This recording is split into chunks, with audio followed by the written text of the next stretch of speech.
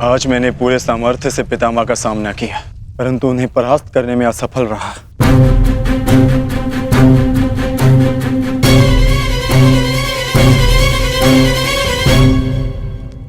हर योद्धा के उत्तर के लिए कोई ना कोई और योद्धा होता है।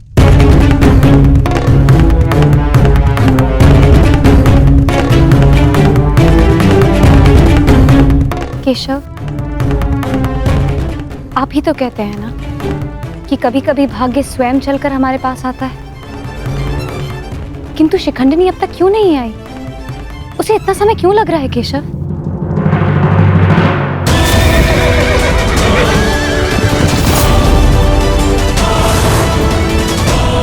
हम उन्हीं की प्रतीक्षा कर रहे हैं पांचाली। ये शिखंडिनी अपनी तपस्या में असफल हुई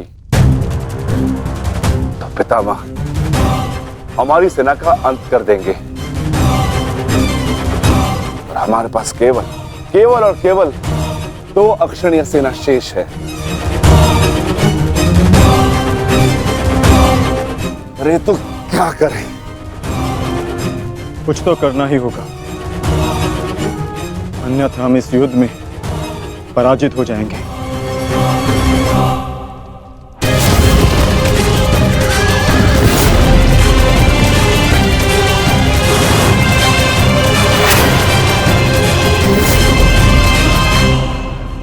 से विजय हमारी हुई, आज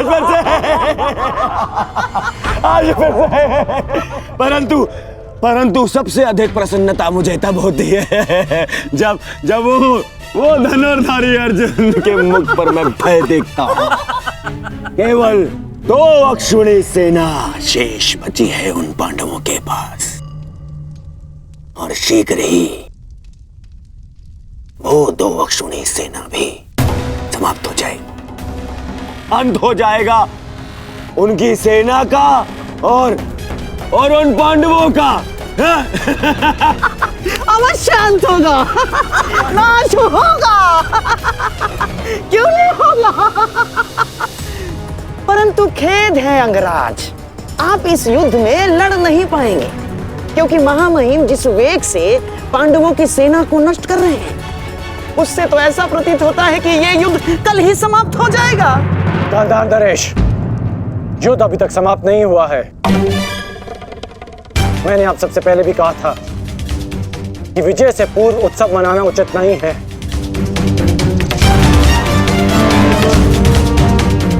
हो सकता है कि कल पांडवों को महामहिम के प्रहार की ढाल मिल जाए।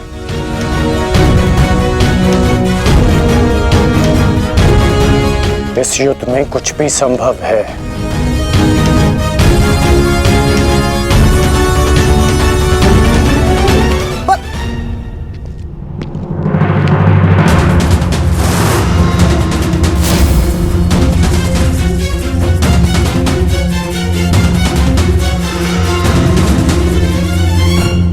कौन हो तुम?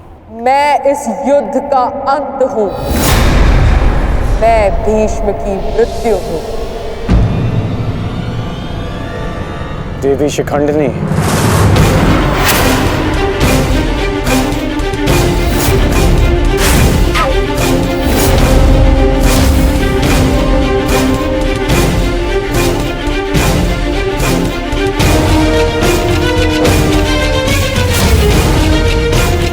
देवी नहीं देव, स्त्री नहीं पुरुष, शिखंडिनी नहीं।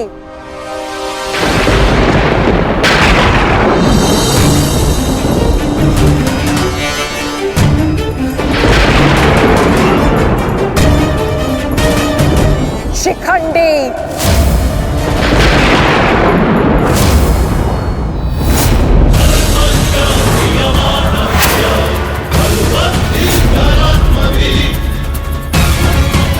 ये मैं हूं, और कल मेरे उस वचन की पूर्ति होगी जो मैंने पांचाल युद्ध में तुम्हें दिया था अंगराज। एक दिन ऐसा आएगा अंगराज जब भीष्म मेरे सामने खड़ा होगा, और वहां ना तुम उसकी रक्षा कर सकोगे ना तुम्हारा ब्रह्मास्त्र। स्मरण रखना, एक महायुद्ध होगा, महाविनाश होगा, और उस विनाश को तुम भी नहीं रोक पाओगे।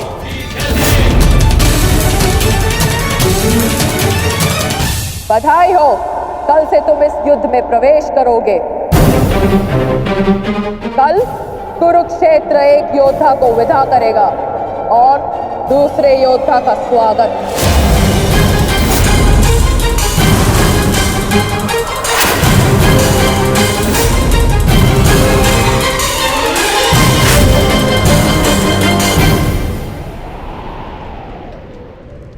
जो भी होता है केवल समय के अनुसार होता है और उचित समय आने को है। हमें केवल धैर्य रखना है जब तक उचित समय नहीं आ जाता। शिखंडिनी कुरुक्षेत्र पहुंच चुकी है।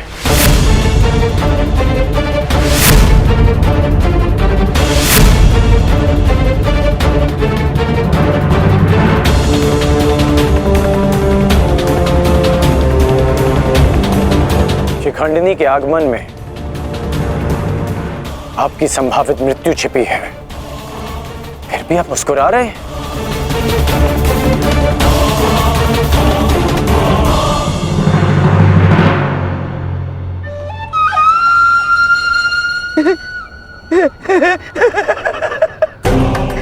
अब समझ आया महामहिम कि आप मुस्कुरा क्यों रहे हैं। युद्ध के नियमानुसार शिखंडिनी युद्ध में भाग ले ही नहीं सकती, क्योंकि वो एक स्त्री है। नहीं, वो स्त्री नहीं पुरुष है। शिखंडिनी नहीं शिखंडी है। वो स्त्री से पुरुष में परिवर्तित हो चुकी है और कल वो युद्ध में प्रस्तुत होगा और उसका एक ही उद्देश्य है, मां महिम का वध।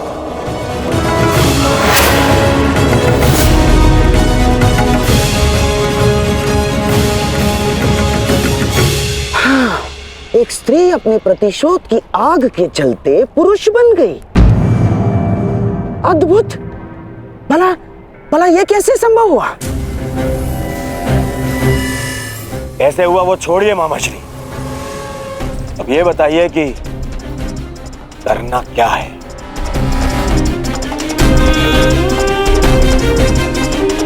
चिंता ना करो मेरे होने वाले सम्राट। तुम्हारा ये मामा इसका भी कोई ना कोई उपाय अवश्य ढूंढ लेगा।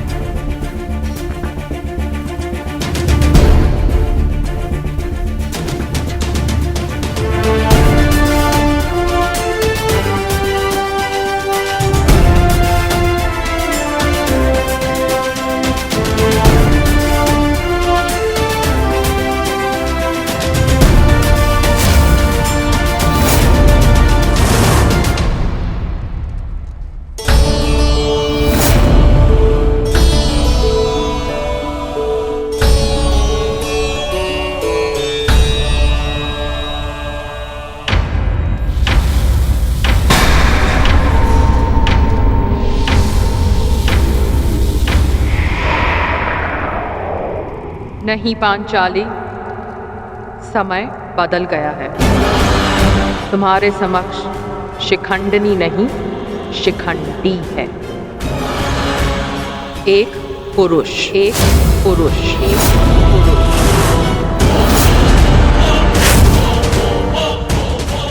और तुम्हें पर पुरुष का स्पर्श करने की अनुमति नहीं है।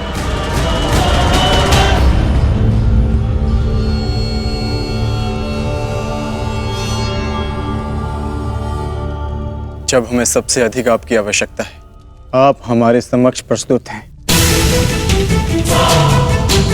इसके लिए आपका धन्यवाद। मैं यहाँ अपने आवश्यकता और अपने उद्देश्य के लिए आया हूँ। आवश्यकता मुझे आप सबकी पड़ेगी,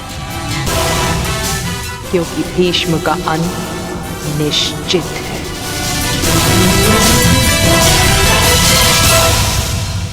ये मेरा वचन है, हम आपका पूर्ण रूप से समर्थन करेंगे, फिर चाहे कुछ भी हो जाए। युद्ध भूमि में हम आपके साथ खड़े रहेंगे और अंत तक युद्ध करेंगे। हमें यह कार्य कल ही संपन्न करना होगा, क्योंकि मेरे पास मेरे जीवन का लक्ष्य पूर्ण करने के लिए केवल एक ही दिन है।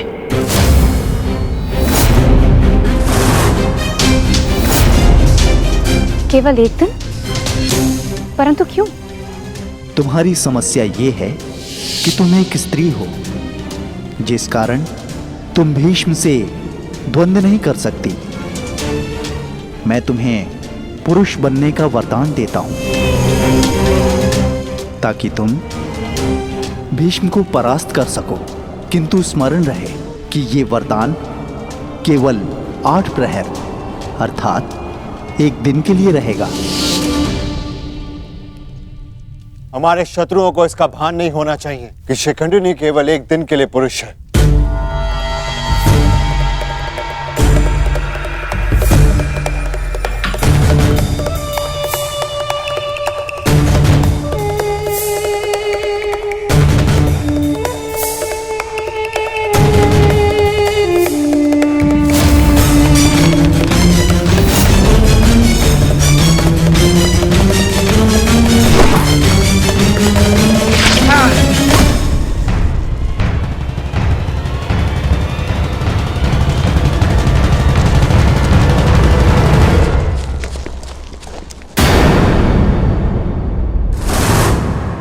अपने वेश से ये गंधा का निवासी प्रतीत होता है।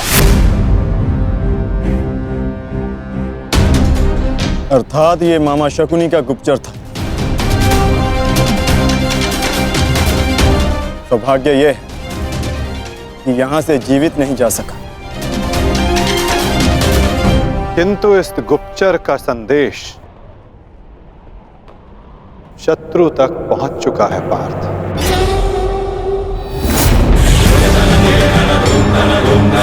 केवल 8 प्रहर, केवल 8। उसके पश्चात ना उस शिखंडी का कोई अस्तित्व रहेगा और ना ही भीष्म पितामह कोई संकट होगा।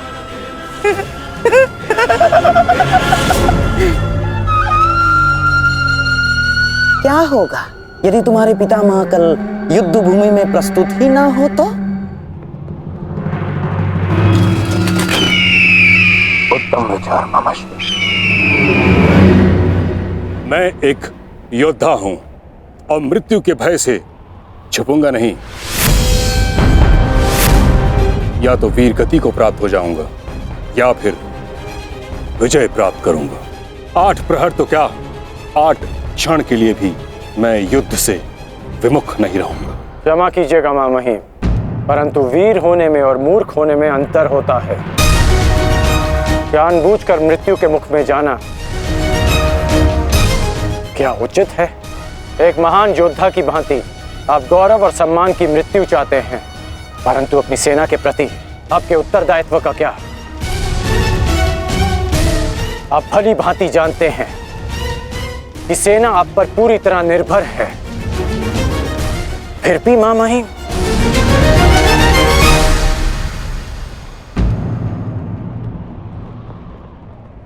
अंगराज ठीक कह रहे पितामह।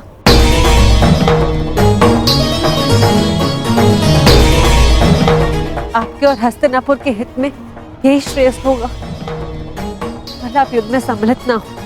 कुंती पुत्री, ये जानते हुए भी कि तुम हस्तिनापुर में अपने शत्रुओं से घिरी हुई हो, तुमने यहां रहने का निर्णय क्यों लिया?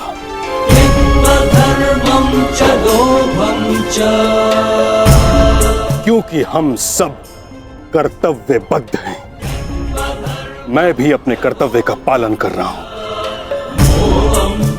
यह मेरा अंतिम निर्णय है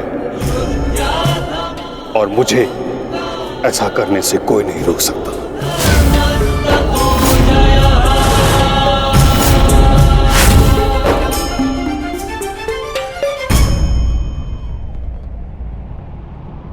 मित्र, चाहे कुछ भी हो जाए, कल तुम्हें पितामह की रक्षा करनी होगी।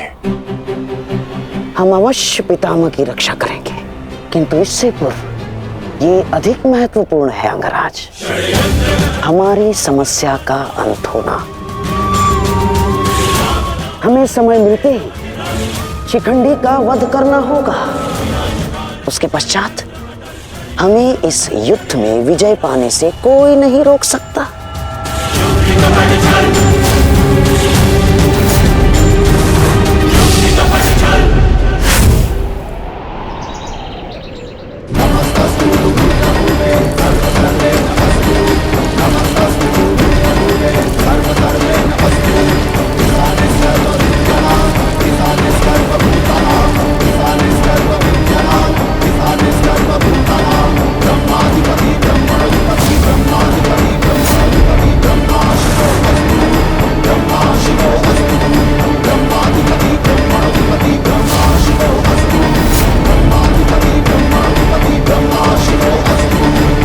मामहिम, गंगा पुत्र,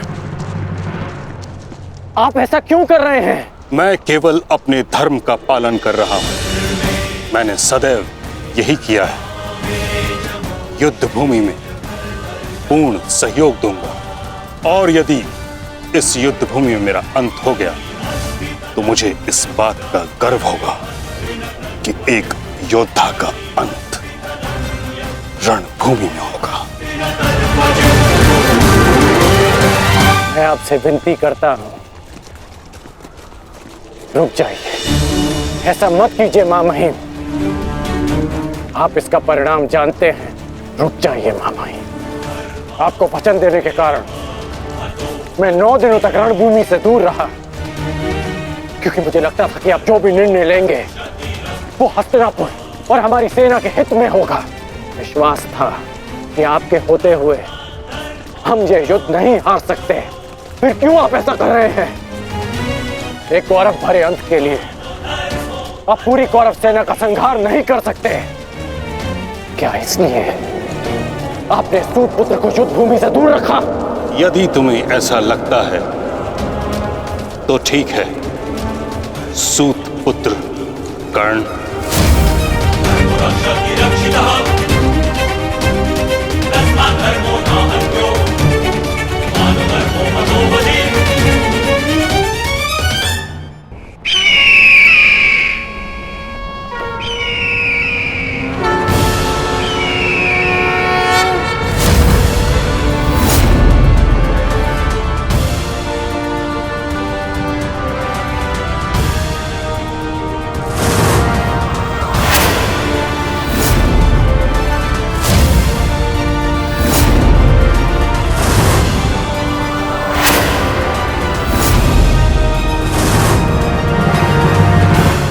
दुर्योधन, स्मरण रहे, आज हमारा केवल एक ही उद्देश्य है, महामहिम की रक्षा, और उसके लिए आवश्यक है शिखंडी का अंत।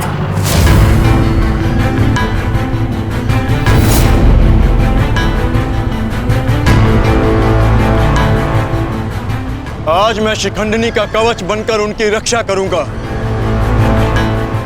चाहे कुछ भी हो जाए, हमें शिखंडिनी को पितामह तक पहुंचाना ही होगा। स्मरण रखना पार्थ, किसी के जीवन का उद्देश्य पूर्ण करने में उसकी सहायता करने से अधिक पुण्य और आनंद किसी और कार्य में नहीं आता। और मुझे पूर्ण विश्वास है कि तुम पूर्ण रूप से अपना कार्य पूरा करोगे पार्थ। आक्रमण! आक्रमण!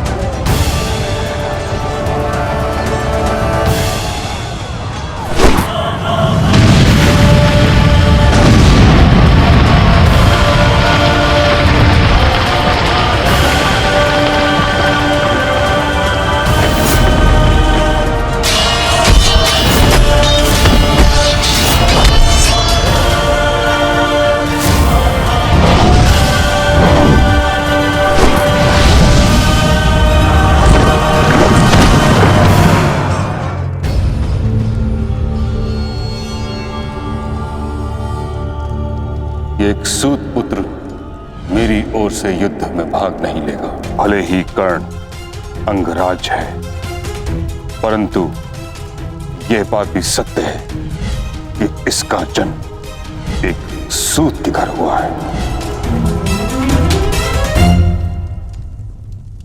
पुत्र,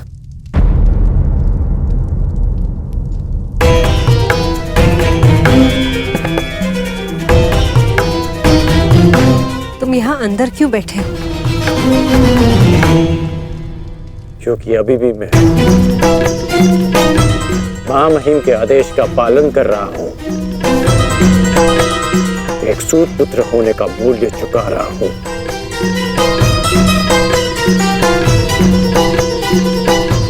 अर्थात तुम पितामह को अभी भी नहीं समझ पाए कर्ण पुत्र। उन्होंने तुम्हें युद्ध में भाग लेने से इसलिए नहीं रोका क्योंकि तुम एक सूत पुत्र हो, इसलिए रोका क्योंकि वो जानते हैं कि तुम मेरे पुत्र हो।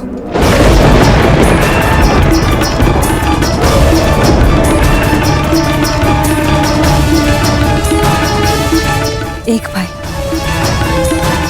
एक दूसरे से द्वंद्व ना करें, एक दूसरे का रक्त ना बहे, इसलिए उन्होंने तुम्हें यही रहने का आदेश दिया।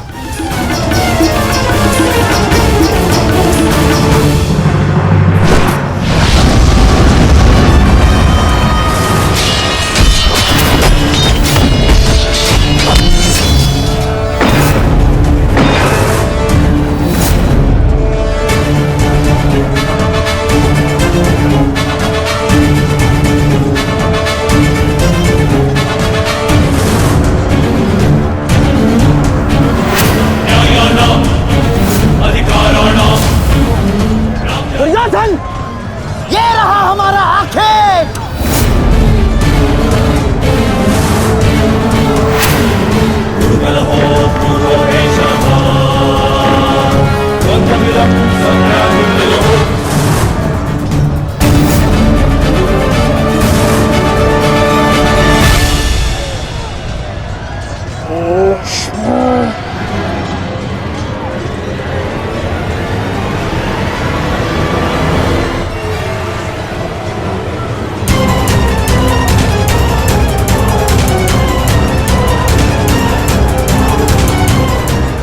शिखंडी,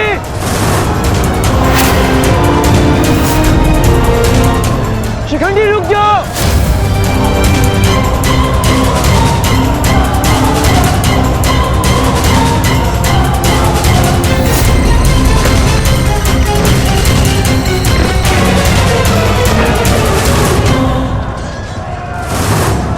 देश, तुम्हारा समय पूर्ण हुआ।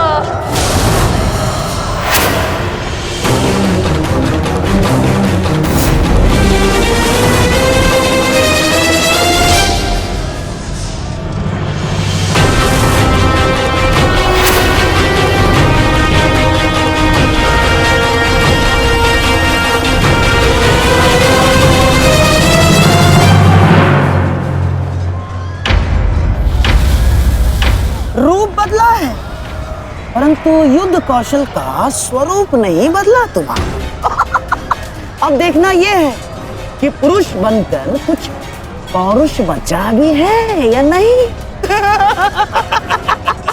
पुरुष के भांति लड़ सकते हो या नहीं।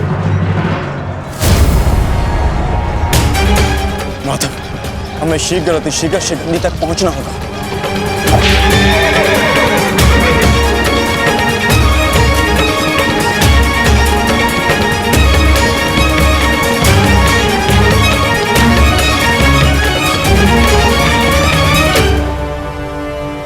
इस समय युद्ध भूमि में क्या हो रहा है संजय?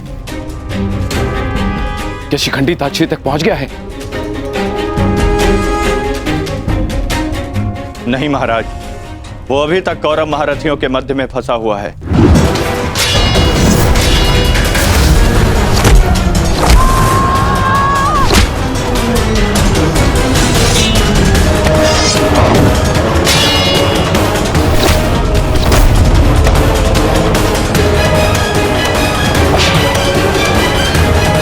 शिखंडी है कहाँ? कितना समझाया था फिर भी ये द्वीप तोड़कर कहाँ चला गया शिखंडी?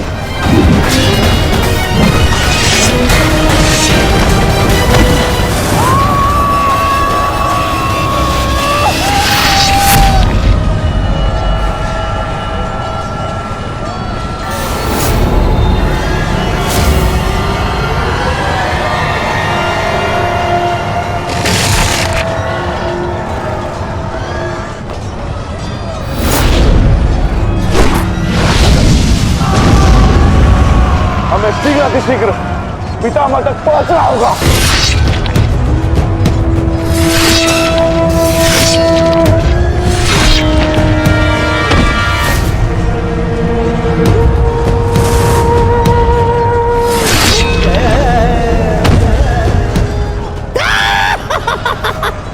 पितामह की सबसे बड़ी बाधा का अंत हुआ।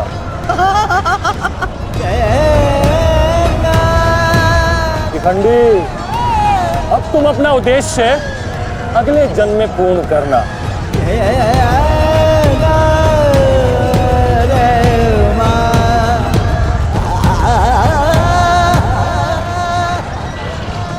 आधा दिन बीत चुका है माधव, किंतु शिखंडी कहीं नहीं दिख रहा।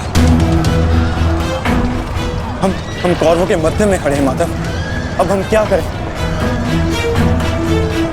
तुम शिखंडी की चिंता मत करो पार्थ।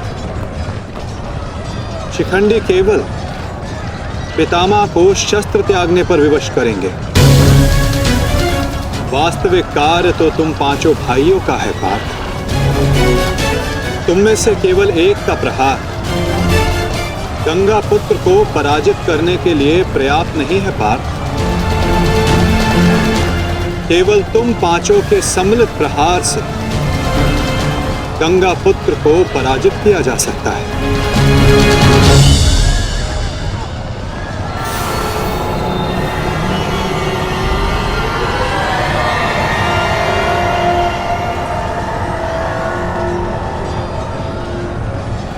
आओ पुत्रों, मैं तुम्हारी ही प्रतीक्षा कर रहा था।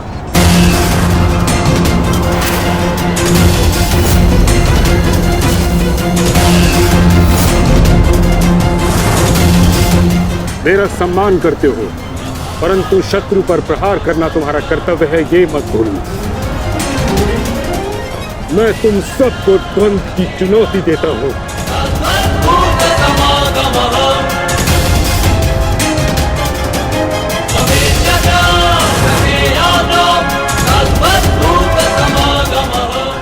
तुम पांचों मिलकर मेरा अंत कर सकते हो।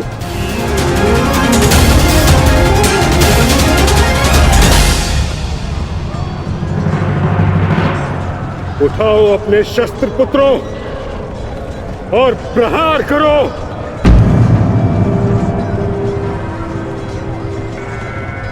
यह तुम्हारे पितामह का आदेश है।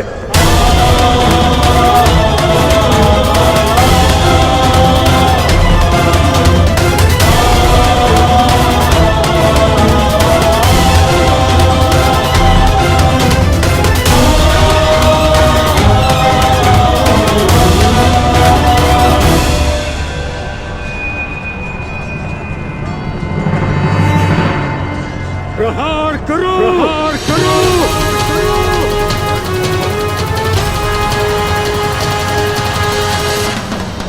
सदैव धर्मः सोधर्मः देश काले प्रतिष्ठितः अरानमाहिंसा धर्मो धामस्तिकः स्थितः अरानमाहिंसा धर्मो धामस्तिकः स्थितः।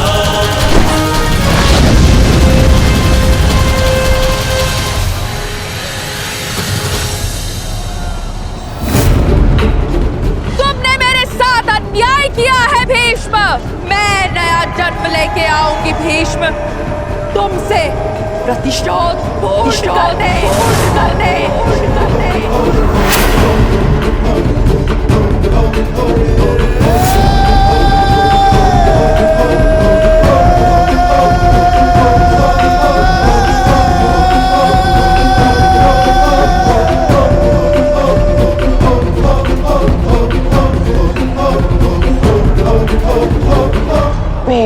की मृत्यु से पहले मैं खुद की मृत्यु को हावी नहीं होने दे सकता।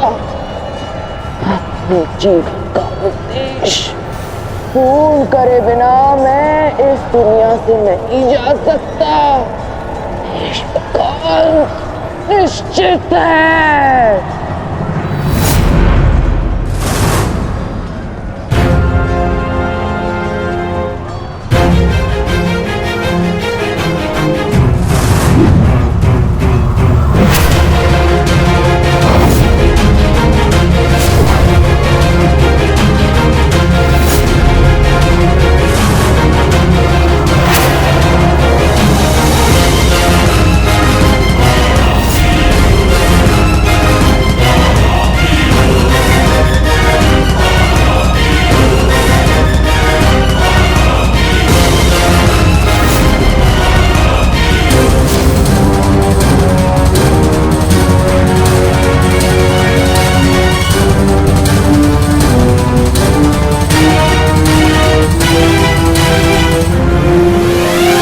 प्रहार करो पुत्रों।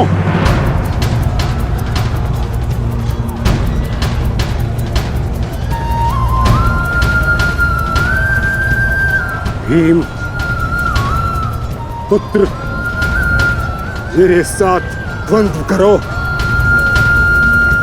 इसके बाद तुम्हें मुझसे द्वंद्व करने का अवसर नहीं मिलेगा।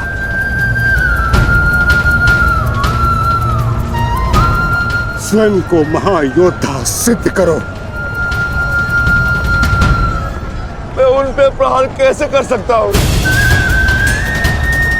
जिन्होंने सदैव मुझे सीख दी है? नहीं पितामह, ऐसा कदापि नहीं कर सकता। आज मैं ही तुम्हें धर्म के लिए मुझ पर प्रहार करने की अनुमति देता हूं।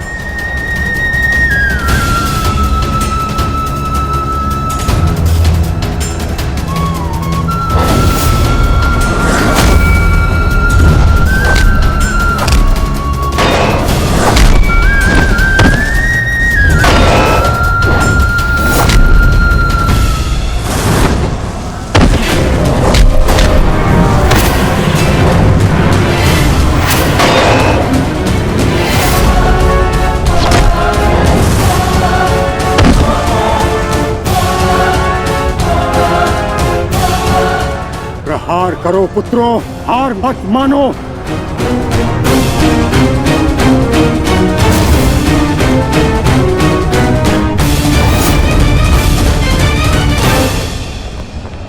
पुत्र अर्जुन, अपना गांडीव उठाओ, प्रहार करो।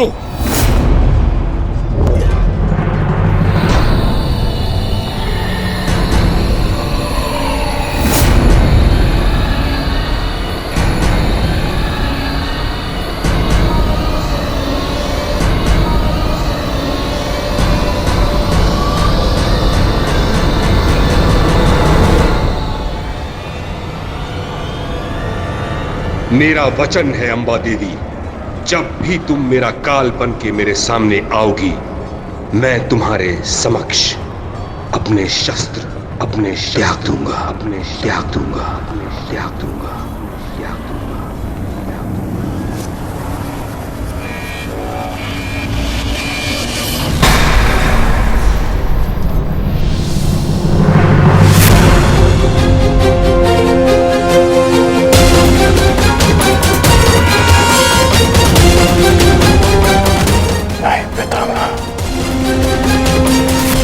ऐसा नहीं कर सकते।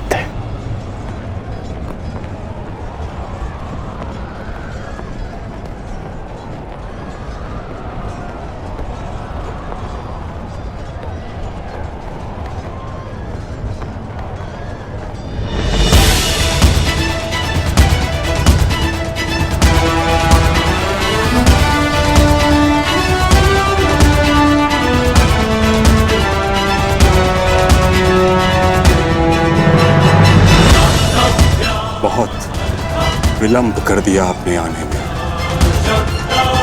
अंबा देवी। कितने वर्षों से मैं आपकी प्रतीक्षा कर रहा हूं। अब और प्रतीक्षा नहीं होती।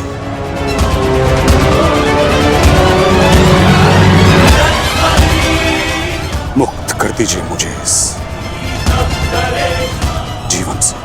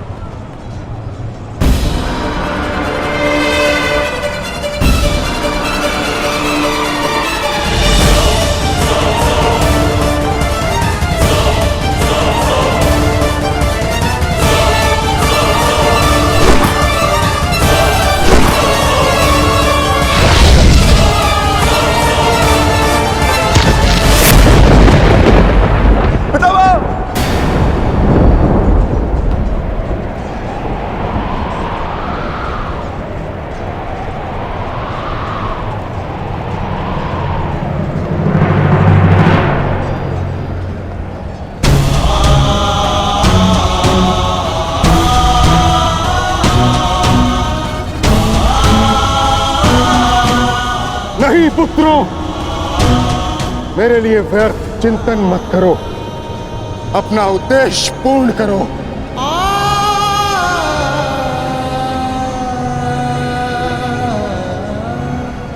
कर्म करो, प्रहार करो।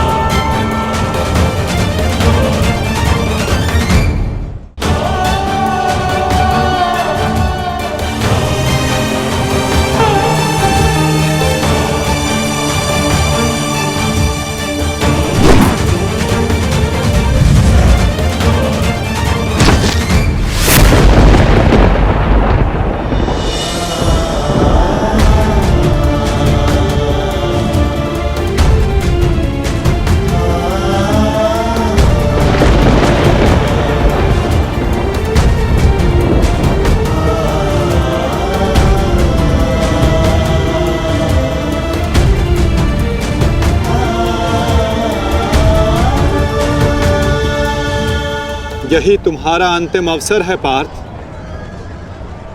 पितामह को इस पीड़ा से मुक्त करो पार्थ।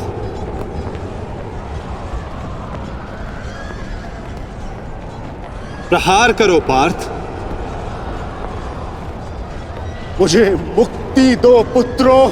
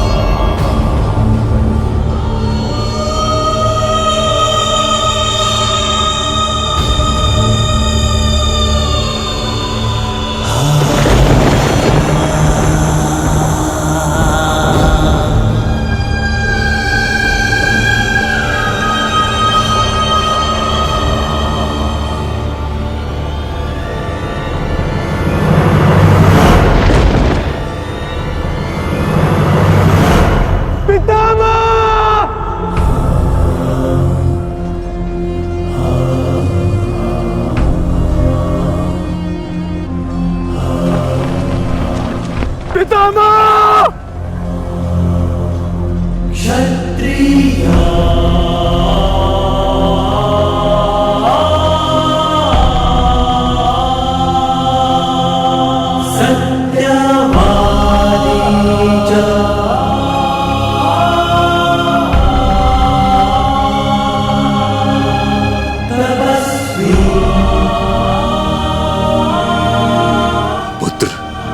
एक योद्धा के घाव से निकला रक्त उसको शोभा देता,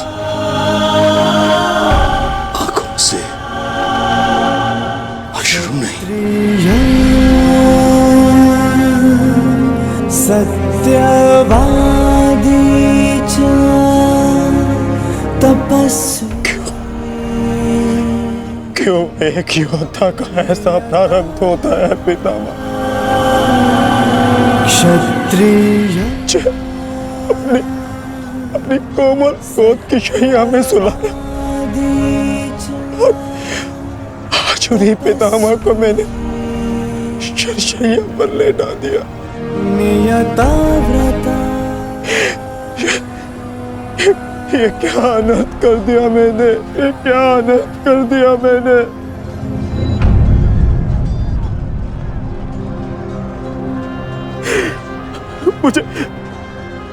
मुझे क्षमा कर दीजिए पितामह, मुझे क्षमा कर दीजिए।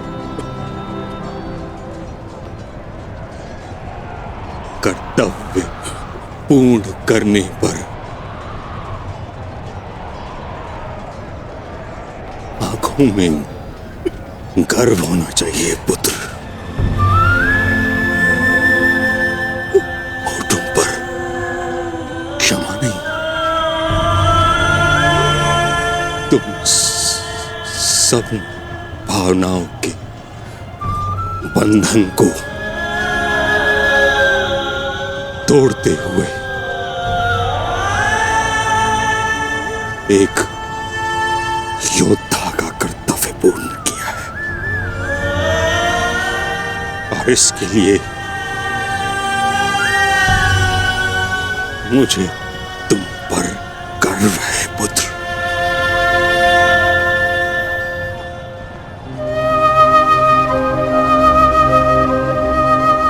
एक बात सदैव स्मरण रखना पुत्रों, परिस्थिति चाहे जो सदैव धर्म का साथ देना।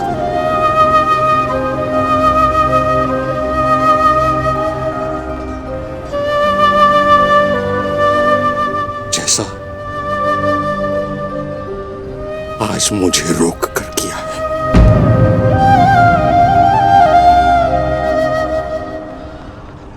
मुझे अपनी भूल समझ आ गई है माधव। मैंने सदैव अपने वचन का पालन किया है, परंतु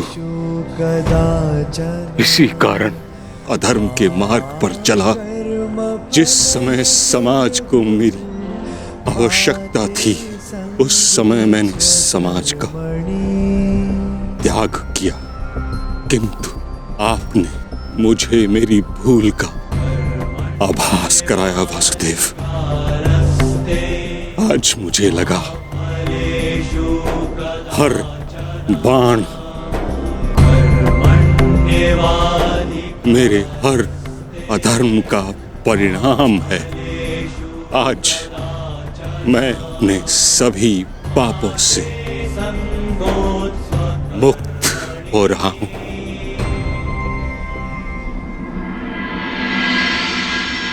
इसके लिए आपका धन्यवाद। आपने अपना कर्तव्य पूर्ण किया गंगापुत्र। आपका ये बलिदान, ये त्याग आने वाली पीढ़ियों को सदैव ज्ञात करवाएगा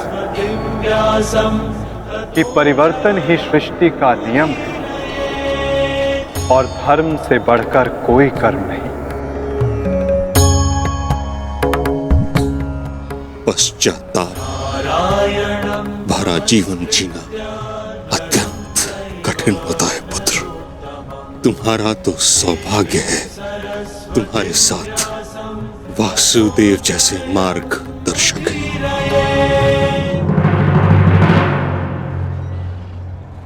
युधिष्ठिर।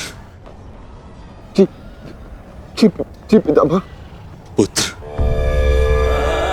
धर्म का पालन करते समय जीवन में कभी कभी कठिन निर्णय लेने पड़ते हैं। धर्म का मार्ग कठिन अवश्य है, परंतु इस पर चलने के पश्चात अंत समय में कभी पश्चाताप नहीं होता।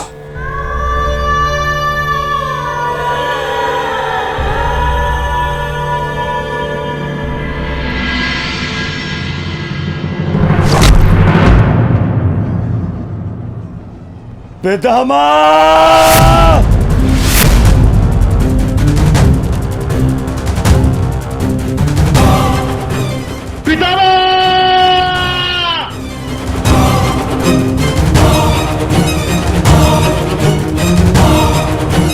हट जाओ, हट जाओ, हट जाओ, हट जाओ।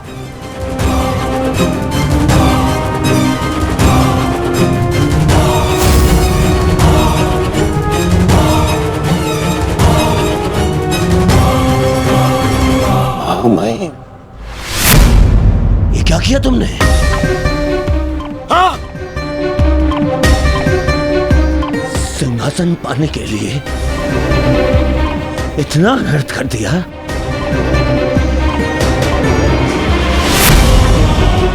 नहीं, मैं प्रतिकार लूंगा। अभी इसी क्षण प्रतिकार लूंगा। दुर्योधन,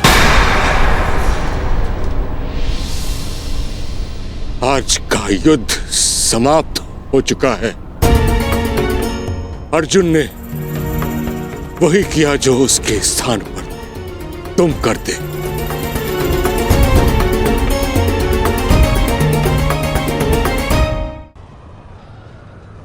पितामह,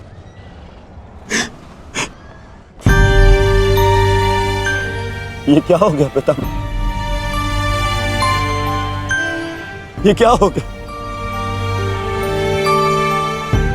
ये पितामह, आपके सिर को कोई संभल नहीं है। आपको कष्ट हो रहा होगा ना? मैं अभी तकियों का प्रबंध करवाता हूं। अरे कोई तक... दुर्योधन पुत्र, एक योद्धा के जीवन में भोग विलास का समय नहीं। जिसने शैया दी है वही मुझे तकिया भी प्रस्तुत करेगा। ऐसा संबल जो एक योद्धा के अनुकूल हो।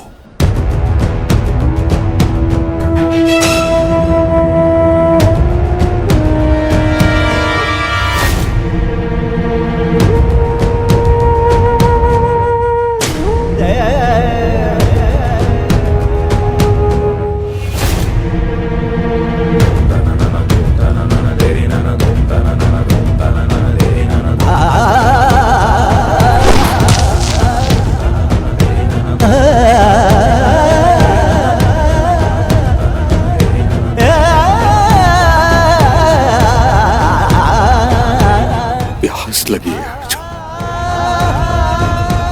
गंगा जल जाए।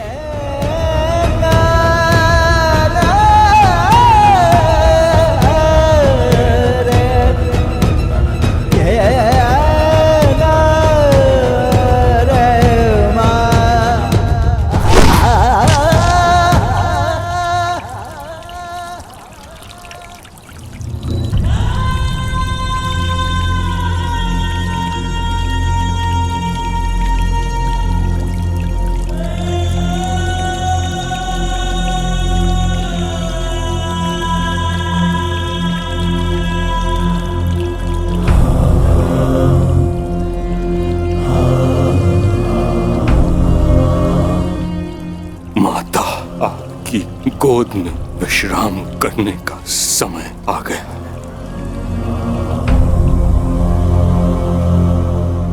क्षत्रिय अब तुम्हें यहां से चले जाना चाहिए पुत्रों।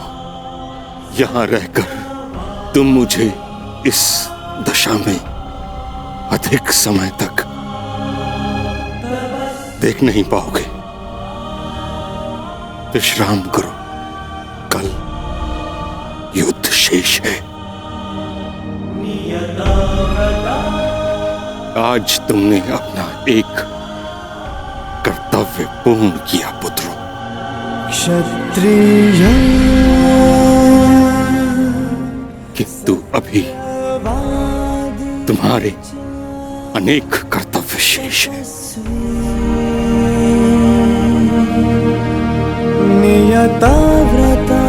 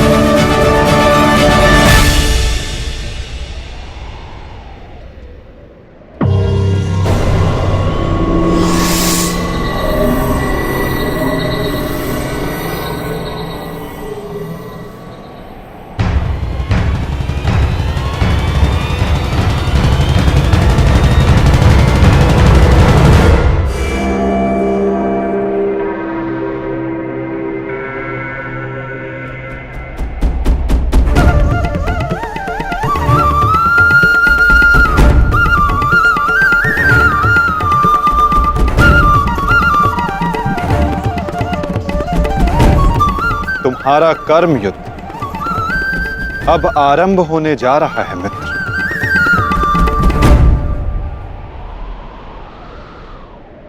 कल तुम युद्ध भूमि में प्रवेश करोगे,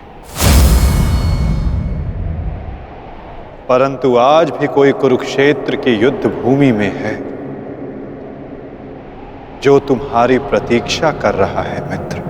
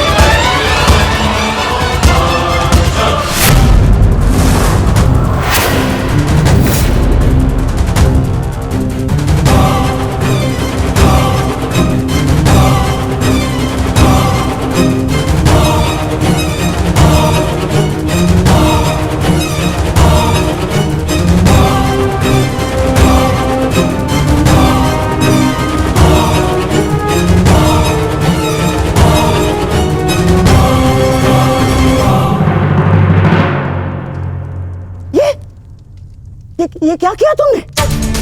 गुरुद्रोण को रोका क्यों नहीं तुमने दुर्योधन? होने वाले सम्राट हो तुम, सम्राट। तुम्हारी सेना का एक एक महारथी ये तुम्हारे विरुद्ध जाएगा तो युद्ध में विजय कैसे पाओगे तुम? जो युद्ध से विमुख हो उसे अपनी सेना में डालना अपने योद्धाओं को संकट में डालने के समान होता है मामाश्री। क्या करता मैं और क्या करूं? उन्हें बंधन में बांध कर रख लूं या फिर विरोध करने पर बंदी बनाकर रख लूं? आप जानते हैं यह संभव नहीं है, किंतु मैं जानता हूं कि मैं जो कर रहा हूं उचित कर रहा हूं। उचित नहीं कर रहे हो तुम। समझने का प्रयास करो दुर्योधन। हमें विजय पाने के लिए गुरु द्रोणाचार्य की आवश्यकता है। मुझे मेरे मित्र के अतिरिक्त और किसी की आवश्यकता नहीं है मामाश्री।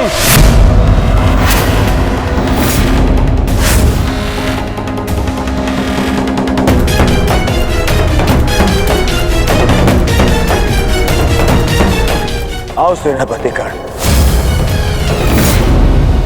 तुम्हारा स्वागत है। बताओ हम सबको कल के लिए हमारी क्या व्यू रचना रहेगी? मित्र, गांधार नरेश उचित कह रहे हैं। इस युद्ध को जीतने के लिए हमें गुरु द्रोण की आवश्यकता है। हाँ, देखो समझाओ इसे, समझाओ इसे। व्यू रचने में उनसे अधिक श्रेष्ठ और कोई नहीं, और पितामह के पश्चात केवल गुरु द्रोण हैं जो सभी पांडवों की दुर्बलता जानते हैं। इसलिए उनका हमारे पक्ष में होना बहुत आवश्यक है मित्र, और मैं तुम्हारी सुरक्षा के लिए सदैव तत्पर रहूंगा मित्र। ये मेरा वचन है। परंतु कर्ण, अब क्या किया जाए? गुरु द्रोण को कैसे मनाया जाएगा युद्ध के लिए?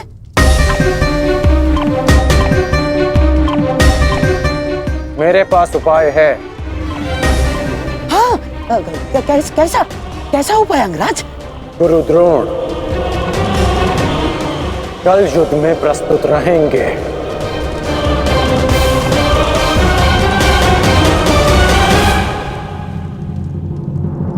पिताश्री, आप चाहते हैं ना कि मैं युद्ध भूमि में ना जाऊं, तो ठीक है।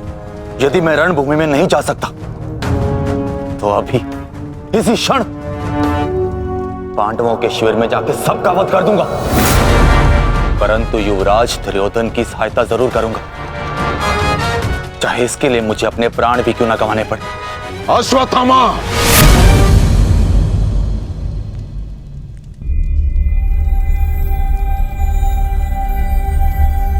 बात को समझने का प्रयत्न करो।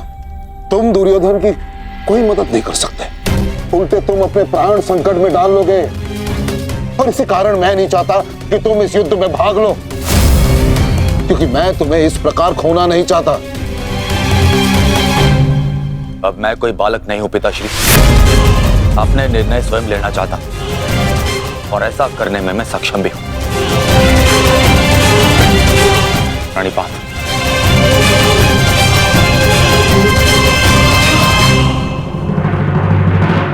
अब तक तो पितामह कौरव की रक्षा करते आए हैं, परंतु अब कौरव की ढाल शेष नहीं। मैं विकोदर भीम उन पापियों का नाश करना आरंभ कर दूंगा। कौरव का नाश करने की प्रतिज्ञा पूर्ण करने का अब समय आ गया है। हाँ भ्राताश्री, जिसकी प्रतीक्षा थी वो समय आ गया। सूर्य उदय होते ही हम सभी इस युद्ध की समाप्ति का आरंभ करेंगे।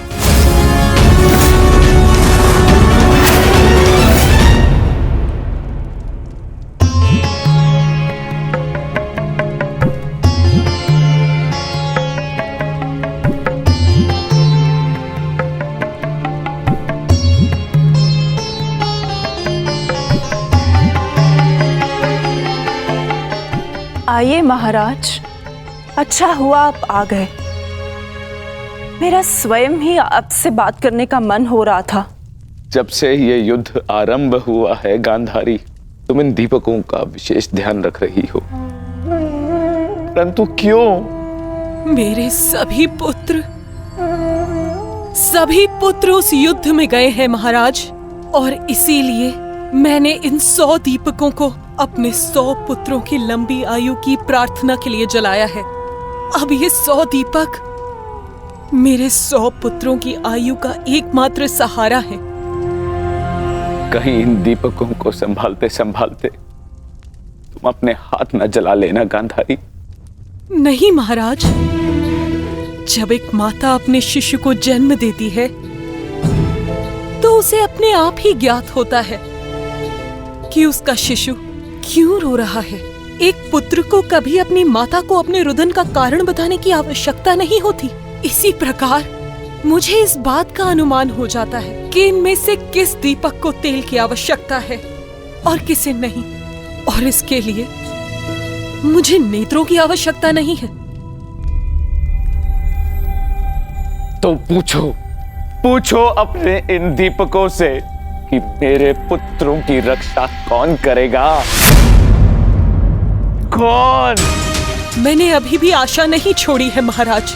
तात श्री के पश्चात द्रोणाचार्य हमारे पुत्रों की रक्षा करने में सक्षम है।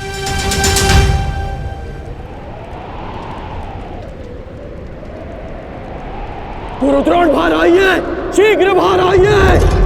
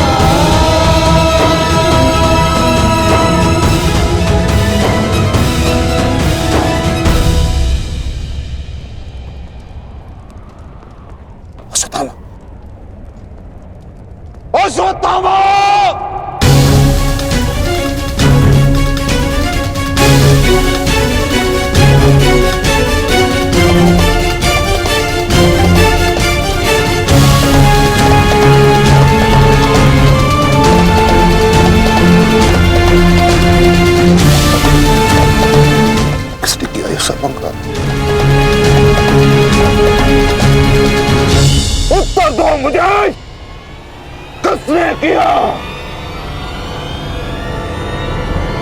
पांडव।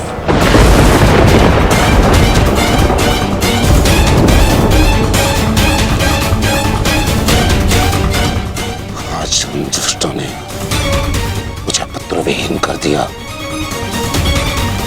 युद्ध की घोषणा करो, मैं उनके संपूर्ण वंश को एक साथ समाप्त कर दूंगा अंगराज।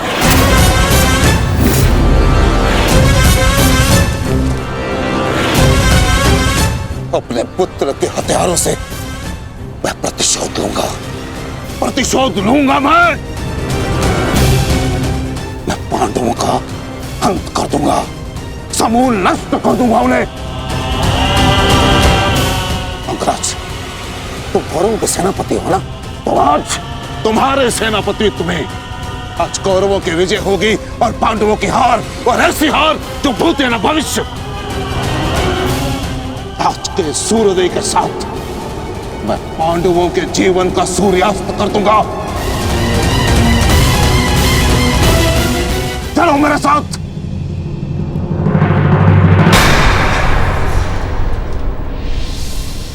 अब किस बात की प्रतीक्षा है अंगराज? सूर्योदय होने वाला है, चलो मेरे साथ। परंतु आप तो एक सूत पुत्र के अधीन युद्ध में भाग नहीं लेना चाहते थे आचार्य।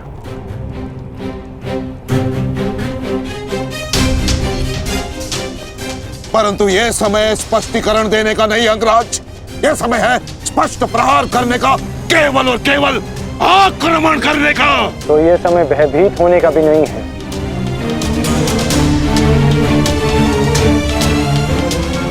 घुमा फिरा के बातें मत करो अंगराज, जो कहना है स्पष्ट रूप से कहो। कहना क्या चाहते हो तुम? सत्य कहना चाहता हूँ आचार्य। आपने ये युद्ध मेरे सूत पुत्र होने के कारण नहीं छोड़ा था।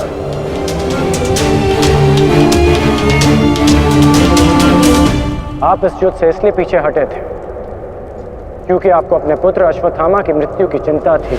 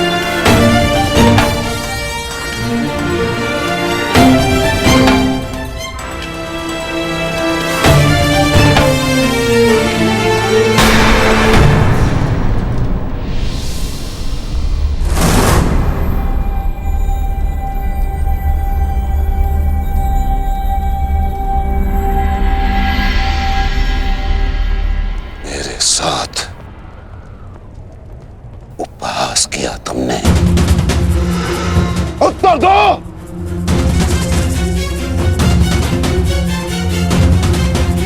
मैं क्षमा चाहता हूँ आचार्य, परंतु मैंने ये सब आपका उपहास उड़ाने के लिए नहीं, आपको सत्य का आभास कराने के लिए किया है। मैं केवल उस योद्धा को चिंता के भंवर से निकालना चाहता था जिसकी इस समय कौरव सेना को सबसे अधिक आवश्यकता है। आपके युद्ध न लड़ने का कारण मुझे आरंभ से ही ज्ञात था।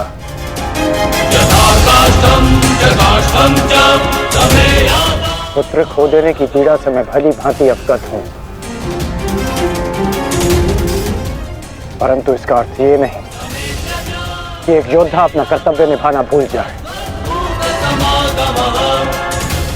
जो आक्रोश आपने अभी दिखाया, यदि वही आक्रोश आप युद्ध भूमि में रखेंगे तो ये मेरा विश्वास है कि आप कौरव सेना और अपने पुत्र को सदैव सुरक्षित रख पाएंगे।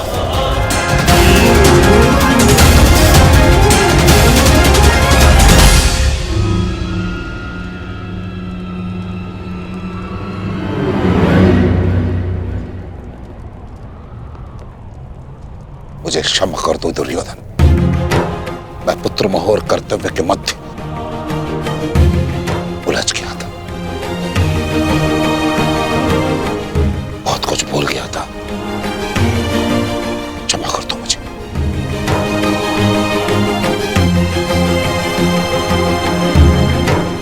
गुरुद्रोण, आप सेनापतित्व स्वीकार कर कौरवों की जीत सुनिश्चित करें और आपके पुत्र की सुरक्षा मैं सुनिश्चित करूंगा।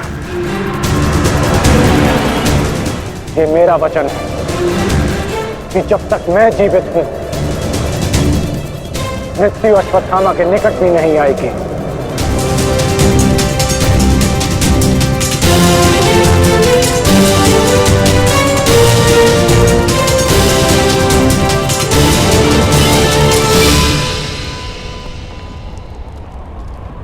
आपको इस प्रकार कष्ट देने के लिए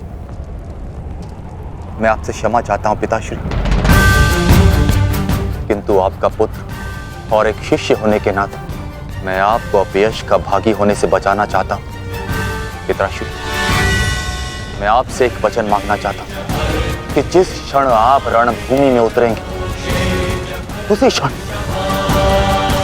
आप अपने हृदय से मेरे प्रति पुत्र मोह को त्याग दें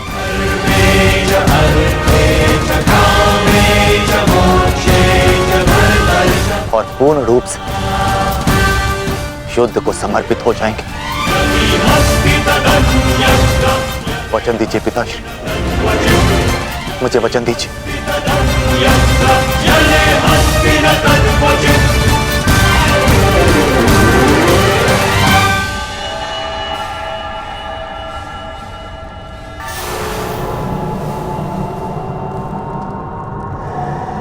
मैं वचन देता हूं।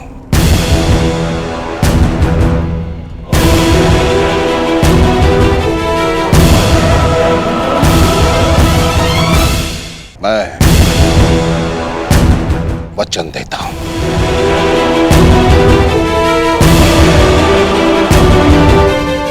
सूर्योदय होने वाला है। आओ युद्ध की तैयारियां करें। मुझे गर्व है कि मैं सेनापति द्रोणाचार्य के ध्वज के नीचे युद्ध करूंगा।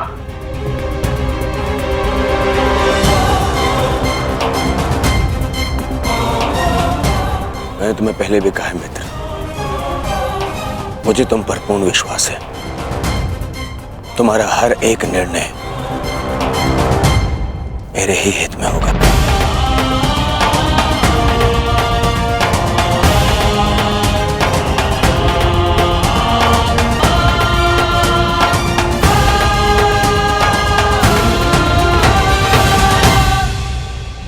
अद्भुत अंगराज, अद्भुत।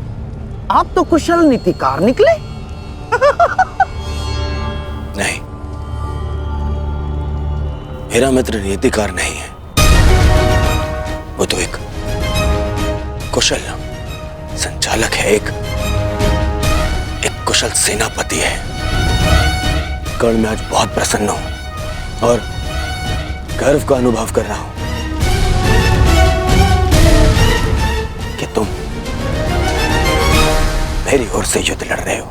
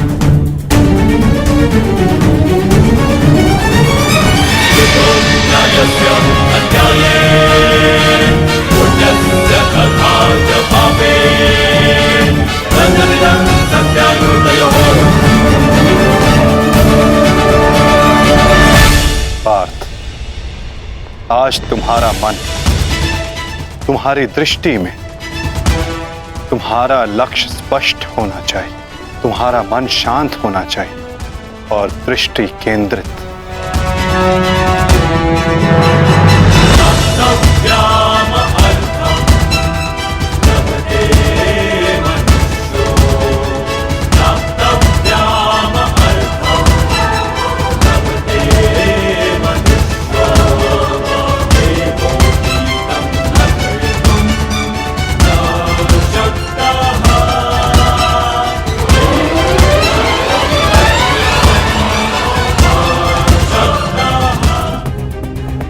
तुम्हारा कर्म युद्ध अब आरंभ होने जा रहा है मित्र।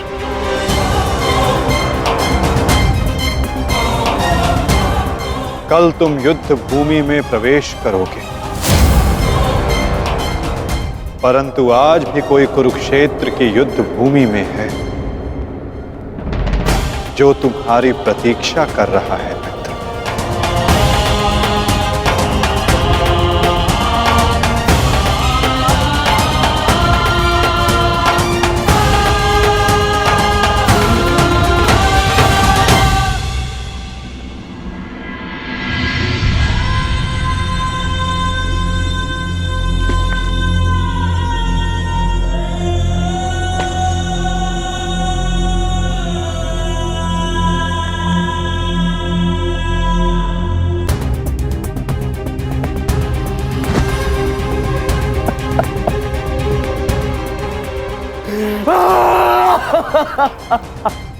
टच रे।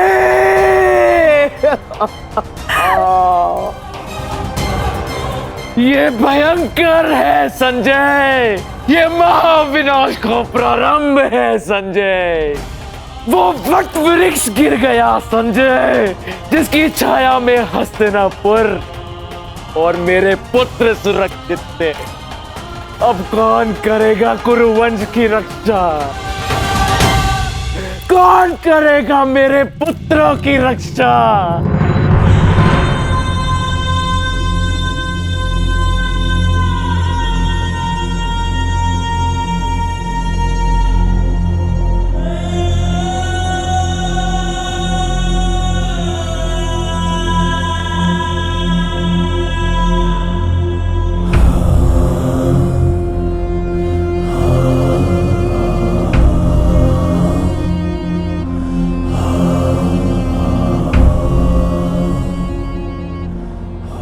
कुरुक्षेत्र में तुम्हारा स्वागत है अंगराज।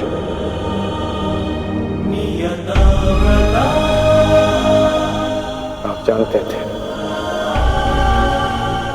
आप जानते थे कि मैं माता कुंती का ज्येष्ठ पुत्र हूं। पितामह यदि आप जानते थे, फिर आपने मुझसे ये बात क्यों छिपाई? क्यों मुझे रणभूमि में नहीं आने दिया? मैं कुंती के ज्येष्ठ पुत्र को अपने ही अनुजों से लड़ते नहीं देख सकता था। मुझे क्षमा कर देना पुत्र। मैंने तुम्हें सदैव दुख के अतिरिक्त कुछ नहीं दिया। ये तुम्हारा युद्ध नहीं, क्योंकि मेरी भांति ना तो तुम वचन से बंधे हो, ना ही राज्य से। तुम तो सदा परिवर्तन के लिए लड़े हो कर्ण। जन्म पर कर्म की श्रेष्ठता सिद्ध करने के लिए सदैव संघर्ष किया है तुम। परंतु ये भी सत्य है कि तुम जन्म से क्षत्रिय हो, शूद्र नहीं। क्षत्रिय का सबसे बड़ा धर्म युद्ध नहीं, धर्म की सुरक्षा होता है। इस महायुद्ध से विलग रहो पुत्र। मैं वही कर रहा हूं जो परिवर्तन के लिए उचित है। मैंने सदैव अपना कर्तव्य पूर्ण किया है पितामह। अब आप मुझे रणभूमि में जाने से नहीं रोक सकते। आपने जो किया उस पर आपका विश्वास था। मैं जो करूंगा उस पर मेरा विश्वास है, और मेरा विश्वास है कि दुर्योधन युधिष्ठिर से कहीं अधिक सक्षम शासक है।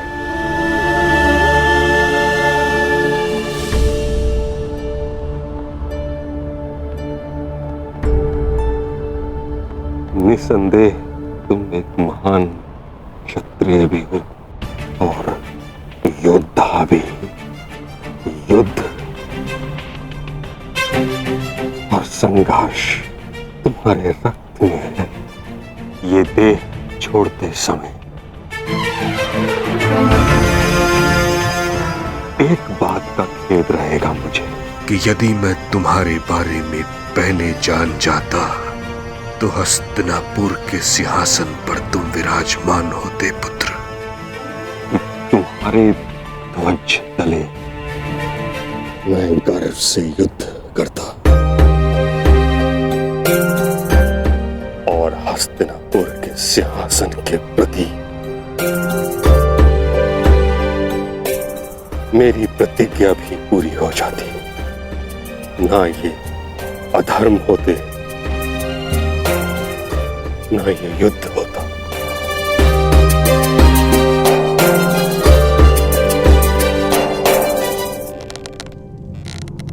तुम्हारे पुत्र हस्तिनापुर की रक्षा बनेंगे, यही इनका कर्तव्य है और यही नियति।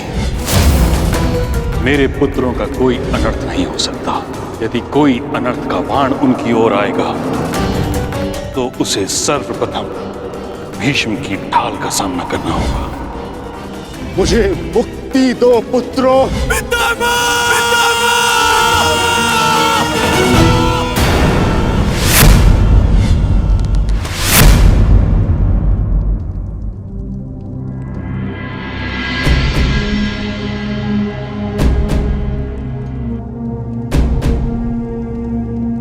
पार्थ,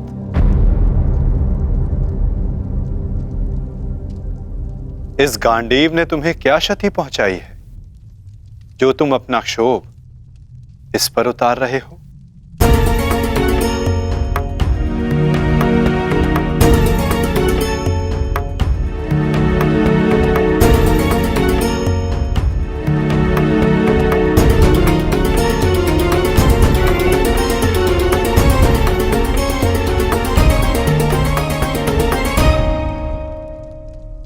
आज तुमने जो किया निसंदेह बहुत कठिन था पार्थ। बहुत साहस चाहिए अपने श्राद्धेय पर प्रहार करने के लिए, और ऐसा करके मनुष्य का मन टूट जाता है, अशांत हो जाता है।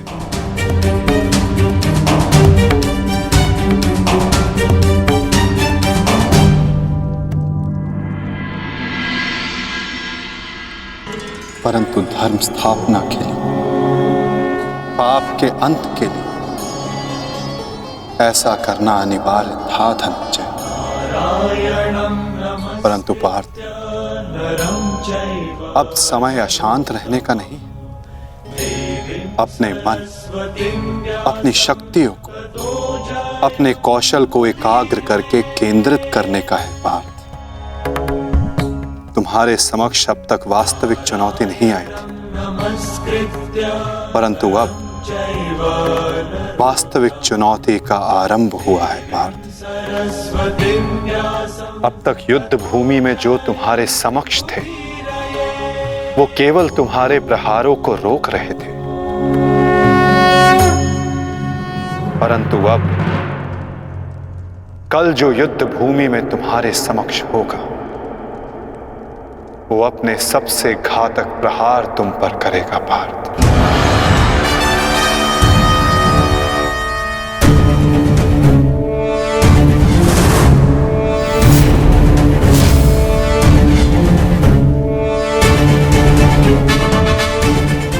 कौरवों की ढाल टूटी है और अब इस युद्ध में नियम टूटने प्रारंभ होंगे पार्थ।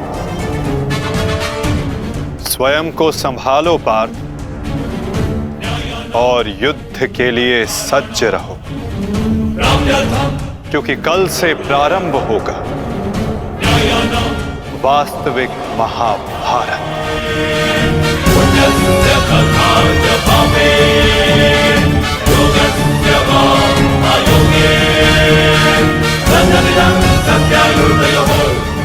मैं युद्ध के लिए सज्ज हूं माता। यदि तुम युद्ध के लिए सज्ज हो तो कल से यह रणभूमि तुम्हारे सामर्थ्य और पराक्रम की साक्षी बनेगी। मुझे विश्वास है तुम्हारी गौरव गाथा सहस्त्र वर्षों तक कही जाएगी।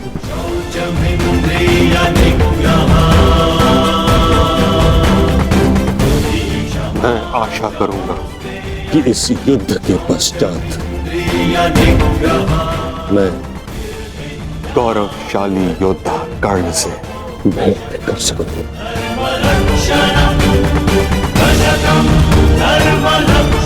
मुझे भी उस क्षण की प्रतीक्षा रहेगी पिता।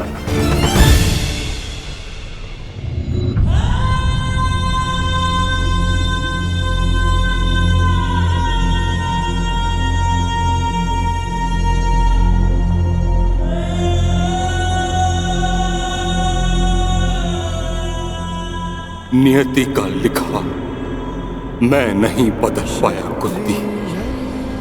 वर्षों जिस द्वंद को मैं और तुम रोकते रहे, कल से वो प्रारंभ होगा।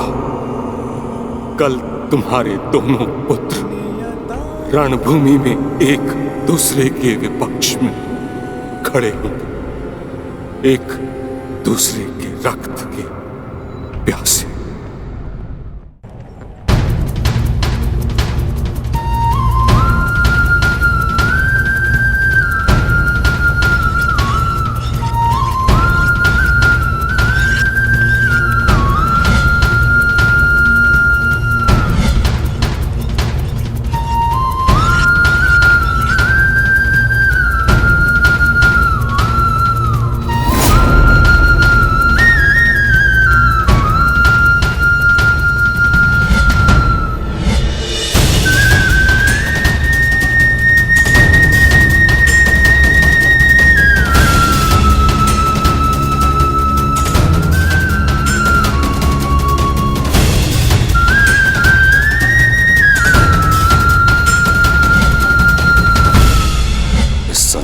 सर्वश्रेष्ठ धनुर्धर महाबली महामहिम भीष्म बाणों की शैया पर है। महाविनाश प्रारंभ हो चुका है और इस महायुद्ध में कोई भी जीवित नहीं बचेगा, ना कोई पिता और ना ही पुत्र।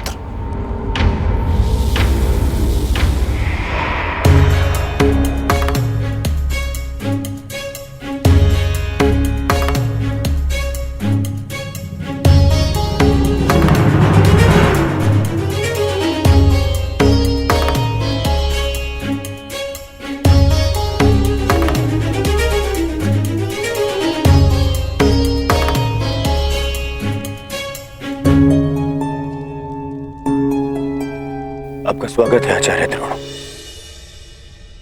हम सब आप ही की प्रतीक्षा कर रहे थे।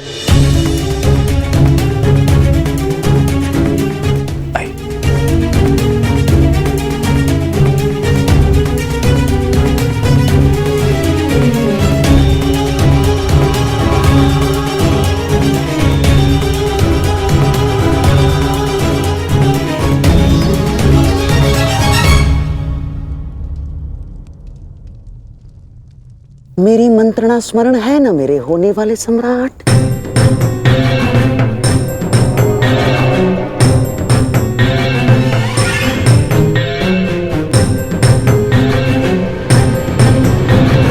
आज का दिन युद्ध भूमि में हमारे लिए दुर्भाग्यपूर्ण था।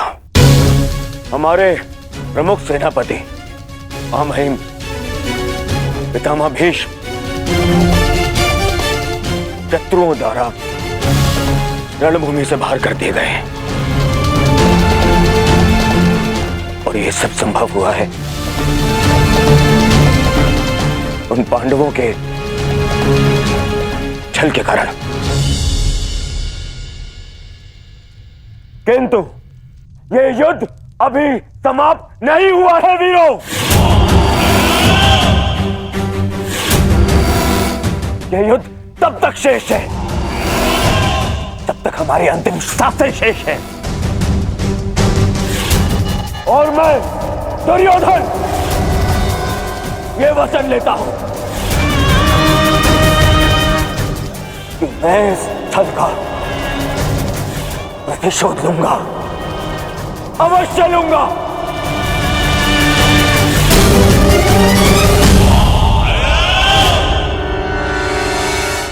परंतु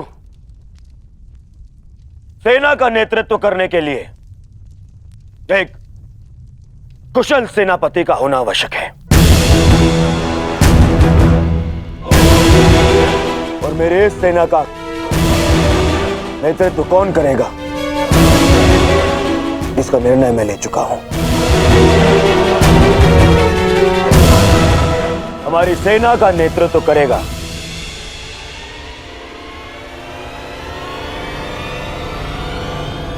मेरा मित्र अंगराज कर्ण।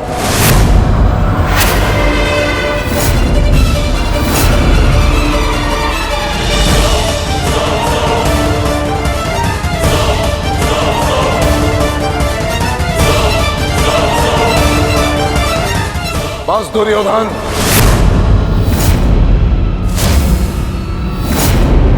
ये मेरा अपमान है और यह मत भूलो कि मैं तुम्हारा गुरुदेव हूं। और मैं अपने इस अपमान को कदापि सहन नहीं करूंगा। मरण है।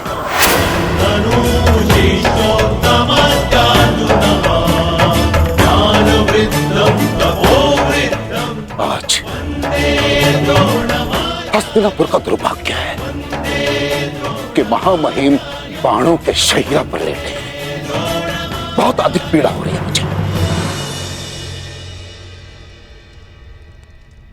मुझे हस्तिनापुर लाया गया महामहिम द्वारा और किसी का द्वारा नहीं।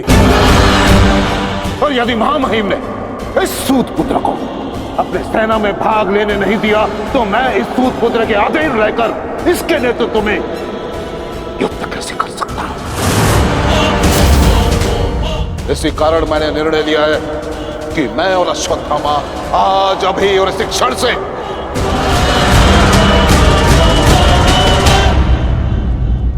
कौरवों के पक्ष का त्याग करते हैं। आचार्य,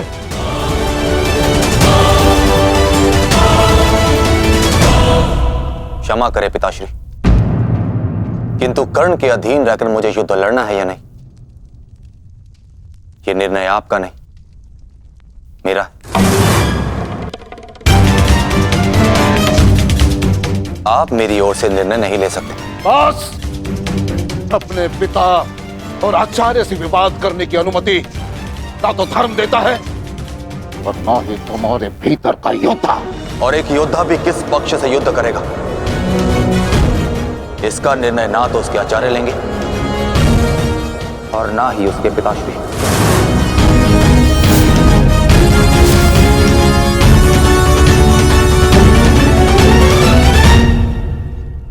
मेरे आदेश की अवहेलना करने का तो साहस कभी मत करना अश्वत्थामा। निर्णय ले लिया है मैंने कि आज अभी और इस क्षण से हम कौरवों के पक्ष का त्याग कर रहे हैं।